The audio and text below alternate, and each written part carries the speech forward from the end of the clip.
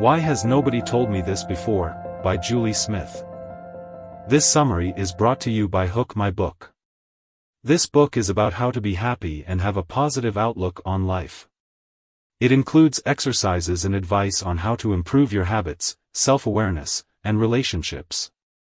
It is a resource for the author as well as for the reader, and the author plans to keep returning to it from time to time. Mood fluctuation is normal. Nobody is happy all the time. Low mood can be caused by a variety of things, including lack of sleep and dehydration. However, it's not just the external factors that can contribute to a low mood. A person's mood can be affected by their internal environment, too. For example, if someone's to-do list is stressing them out, that stress may lead to a low mood. The downward spiral of low mood is a cycle in which external events, example, tiredness, lack of appetite, influence internal state, example, negative thoughts, which in turn influences physical sensations, e.g. low energy, and emotional states, example, feelings of hopelessness. Eventually, these negative emotions and thoughts become habitual, which makes it even harder to break free. To break the cycle, it is important to be aware of each aspect of the experience and to use the cross-sectional formulation to reflect on what is contributing to the low mood. When we're feeling down, our thoughts tend to focus on the negative aspects of our situation. We overgeneralize, assuming that every problem is going to be a disaster, and we become pessimistic. We also tend to cling to negative thoughts, refusing to accept any positive ones. When times are hard and you're not feeling at your best, this tends to narrow our focus. It becomes more difficult to consider other people's opinions and perspectives, or that they might hold different values. This bias can cause problems in our relationships because it can disrupt how connected we feel to others. Just as thoughts are not facts, feelings are not facts either.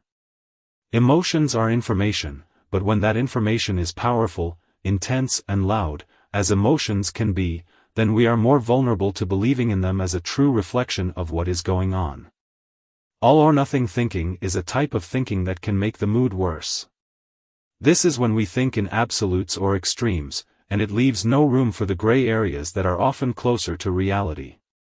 The reason this pattern of thought makes everything harder is that it makes us vulnerable to more intense emotional reactions. When we are under stress, our thoughts become more biased and less rational. This can make it hard to think positively and objectively, and can lead to negative thoughts and feelings. There are a few things that you can do to help manage your thoughts and mood under stress. Regularly reflect on thought biases and how they can impact your mood. Keep a journal to record your thoughts, feelings, and bodily sensations during stressful moments. Practice mindfulness to gain a better perspective on your thoughts and emotions. Many thoughts we have are biased and can lead to negative emotions. It can be helpful to identify these thoughts and biases and to practice recognizing and replacing them with more balanced and compassionate views. When we're low in mood, we're flooded with negative thoughts, and it can be tough to break free from them. But there are a few strategies we can use to help us get a little distance from our thoughts and regain control of our moods. When we have some distance from our thoughts, we can see them for what they are, just ideas, and they lose some of their power over us. First, we can practice mindfulness, which is the ability to be present at the moment and observe our thoughts without getting bogged down in them. Second, we can try to focus on specific goals or objectives, rather than letting our thoughts wander. And finally, we can ask ourselves what we want, rather than focusing on what we don't want. When we are ruminating, we are focusing on our thoughts and memories over and over again. This can lead to more intense and prolonged distress. Mindfulness can help to focus on the present moment and can be difficult to practice if we are not sure how to do it. Meditation is like a gym workout for the mind. It provides a space to practice the skills being used. Mindfulness practice helps us become more aware of our thoughts and how they affect our emotions. Gratitude practice helps us become more aware of the things we are grateful for in our life. When we practice these two things together, we can start to change the way we think and feel about our life. Decision-making becomes difficult in periods of low mood because we focus on making the perfect decision. This can paralyze us and lead to negative consequences. To manage mood and make good decisions, focus on making decisions that are in line with your values and personal meaning. Try to be consistent in your decisions and actions. Also, remember to self-compassionately forgive yourself. Self-compassion does not have to be airy-fairy self-indulgence. It is being the voice that you most need to hear, one that will give you the strength to pull yourself back up rather than drive you further into the ground. It is a voice of honesty, encouragement, support, and kindness. It is the nurturing voice that dusts you off and looks you directly in the eye, telling you to go back out there and have another go. It is the parent, the coach, and the personal cheerleader. We often neglect the basics of our defense players. Defense players are the players who don't usually score goals or do anything flashy, but play an important role in defending the team, and when life throws us curveballs, we're more likely to fall because our defenses have been compromised. The basic defenses are eating well, getting enough sleep, and exercising. When we neglect these basics, we are more likely to become depressed. However, there are many things we can do to improve our sleep, exercise, and eating habits even if we're not always able to stick to them perfectly. When people are feeling low, their routines can suffer. This can make it harder to get out of bed, exercise, or socialize. But establishing a balance between predictability and adventure is key. Noticing when things go off track and adjusting accordingly is a big step in the right direction. Good mental health is maintained by nurturing relationships. When relationships are not going well, it can have a catastrophic impact on our mood and emotional state.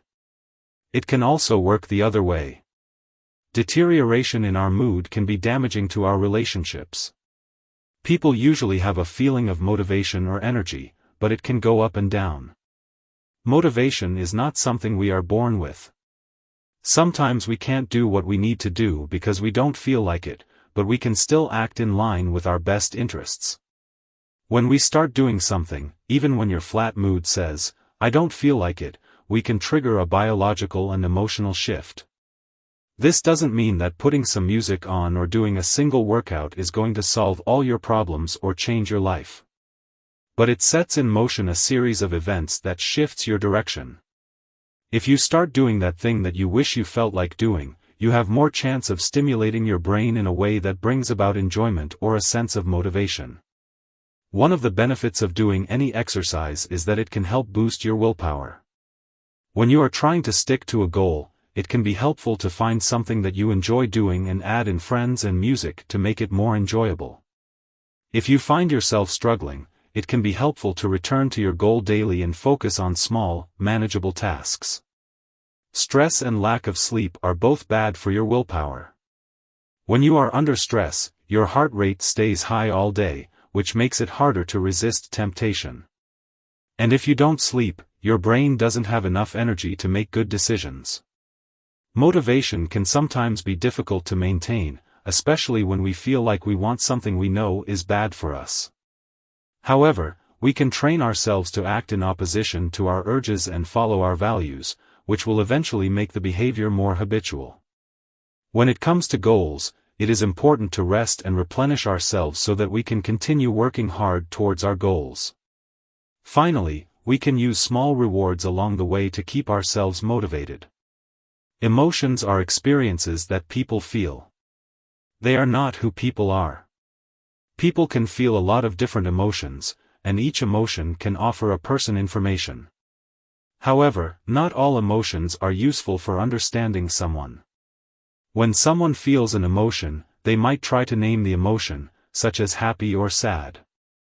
They might also allow the emotion to be present and soothe them. Finally, the author says, if you don't have confidence, it won't grow. You need to go out and do things where you're afraid, and then keep repeating those things until your confidence increases. You don't need to worry about your worst-case scenario, as long as you're starting with small changes. Finally, courage comes before confidence. End of the summary. Thanks for listening.